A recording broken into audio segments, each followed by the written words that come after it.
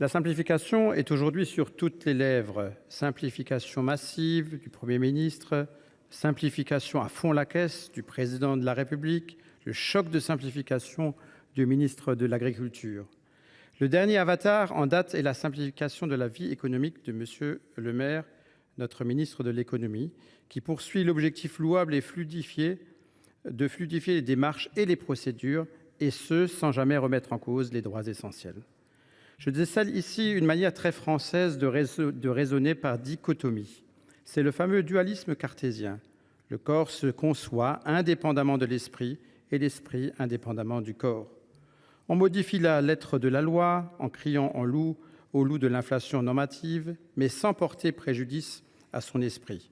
On clarifie la forme, on supprime la partie purement bureaucratique et administrative pour améliorer l'effectivité du droit et la sécurité juridique tout en garantissant le fond, le respect des principes et valeurs dont le droit est garant. Ce projet de loi illustre néanmoins l'impossibilité de faire une distinction aussi manichéenne entre fond et forme. Le gouvernement, en procédant ainsi dans l'urgence, veut soit ignorer la technicité de l'exercice de simplification à droit non constant, soit faire de ce mot la caution de sa politique du passage en force. Simplifier peut être de bonne gouvernance si cela ne signifie pas dérégulation et régression du droit au profit d'une minorité d'acteurs. Il appartient aux législateurs de garantir que la vie économique respecte nos valeurs en matière sociale, écologique et démocratique. Une bonne simplification permet l'effectivité des droits. Tel n'est pas le cas ici. Tout au contraire, on fragilise et on s'attaque aux droits des salariés. On détricote le droit de l'environnement. On rogne les compétences des élus locaux sur les territoires.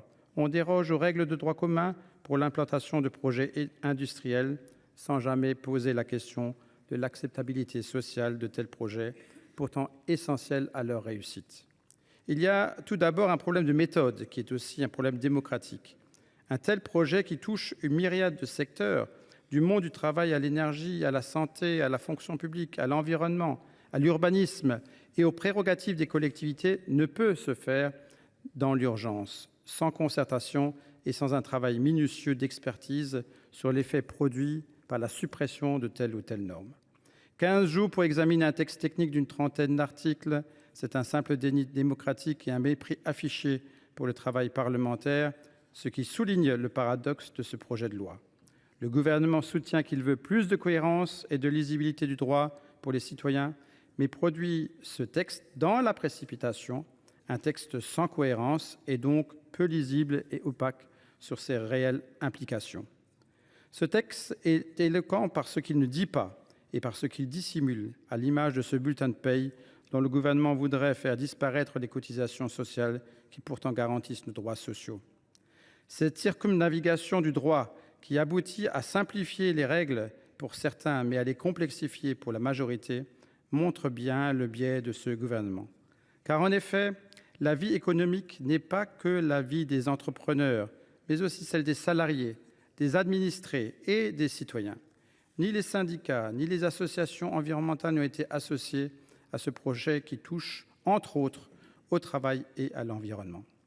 L'exemple des compensations environnementales réécrites par l'article 18 pour les rendre parfaitement inopérantes est assez éloquent. Autre exemple, la suppression du délit d'entrave à l'audit de durabilité ou de la prise en compte du bilan carbone dans la production du biogaz. Derrière le cri de guerre, supprimer de la bureaucratie, ce sont en réalité des mécanismes de contrôle et d'enquête publique garantissant concrètement l'ambition écologique de la France qui sont jetés aux oubliettes. Les règles du droit protègent l'intérêt général et sont donc rarement inutiles. Avoir des exigences fortes pour la protection du bien commun est essentiel. Que le gouvernement s'attelle donc dans un premier temps au véritable chantier de simplification à droit constant pour simplifier l'accès au droit sans attenter à son contenu. Nous sommes favorables à une simplification qui rend la loi plus lisible et cohérente, mais pas à ce qui fragilise les droits. Par ailleurs, la multiplication des régimes dérogatoires sur des dispositions dont l'encre est parfois à peine sèche n'est pas de nature à simplifier les règles et faciliter leur application. C'est bien plutôt la cause d'une complexité accrue du droit et d'une instabilité juridique. Simplifier, oui, nous pouvons nous accorder sur cette intention louable, tant la complexité de notre système normatif peut parfois peser sur le quotidien des entreprises ou des administrations. Mais simplifier tel que le propose le Gouvernement, c'est à dire au détriment des droits sociaux et environnementaux, nous ne pouvons l'accepter. Ce texte de simplification non seulement manque de cohérence, mais souvent il se trompe de cible. Vous proposez ainsi de simplifier le bulletin de paie des salariés en limitant les informations présentes sur ce dernier. Faire disparaître le détail des cotisations sociales et le paiement des heures supplémentaires, c'est pourtant prendre le risque de ne plus permettre aux salariés de détecter de potentielles erreurs.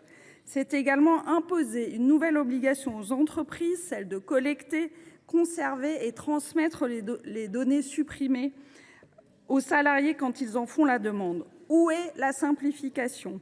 En fait, il n'y en a pas.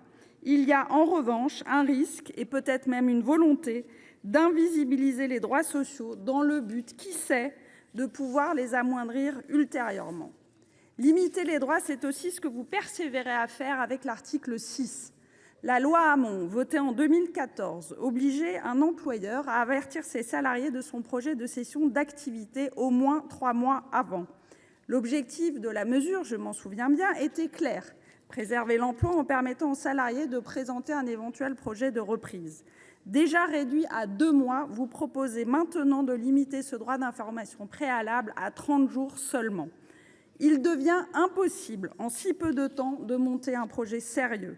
Vous rendez donc tout simplement ce droit ineffectif. D'ailleurs, ayant saisi votre intention, la rapporteure de la commission spéciale a, pour aller au bout de la logique poursuivie, je la cite, « acté la suppression totale du droit d'information ». Notre groupe proposera évidemment son rétablissement. Quant à l'article 5 portant sur l'unification du contentieux de la commande publique au profit de la compétence du juge administratif, nos travaux ont montré, là encore, que cette réforme serait pour les entreprises, publiques locales notamment, plutôt source de complexification que de simplification. Nous nous félicitons donc d'avoir obtenu la suppression de cet article 5 et nous nous opposerons à votre demande de rétablissement. Mais les mesures les plus radicales de ce texte de simplification sont sans doute celles relatives aux démarches déclaratives des entreprises, aux rescrits sectoriels et aux contrats spéciaux. Or, sur ces sujets, vous nous demandez de vous habiliter à tout légiférer par ordonnance, c'est-à-dire à vous laisser un blanc-seing, alors que les travaux de la commission, et malgré les efforts des 2 rapporteurs, ne nous ont en rien éclairés sur l'impact des réformes que vous envisagez sur la législation sociale, fiscale ou environnementale. Et donc, en dépit des modifications proposées dans vos amendements déposés pour la séance, nous estimons que le champ d'application reste encore trop large. Et notre groupe refusera donc la réintroduction des articles 2, 3 et 11 supprimés par la commission spéciale.